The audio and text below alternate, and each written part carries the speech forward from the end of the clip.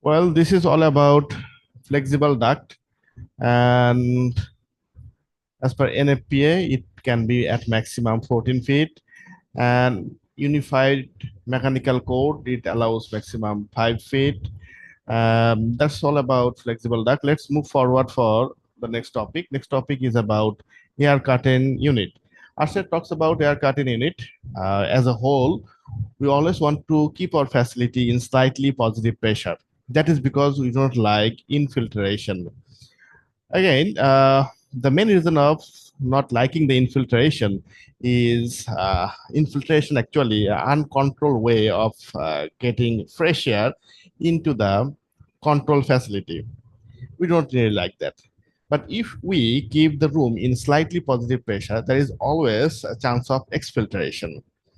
We also don't like exfiltration. That's mainly because energy efficiency. For this reason, the main door of your facility should have air curtain unit. And as per ASHRAE, the air curtain unit should minimum cover the whole length of the door.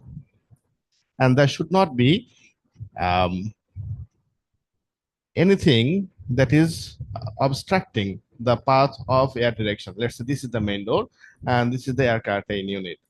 And the air should come directly downwards, and there should not be any thing that is obstructing the airflow. Let's say there is furniture or any other equipment or construction equipment that is should not be obstructing the path. That is not helping the cause.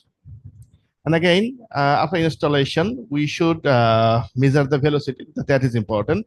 The velocity at the floor level. So at the floor level, you get the anemometer there. The floor level should be at a minimum 400 feet per minute. So that's all about ACU. Let's move forward for the fans. Okay.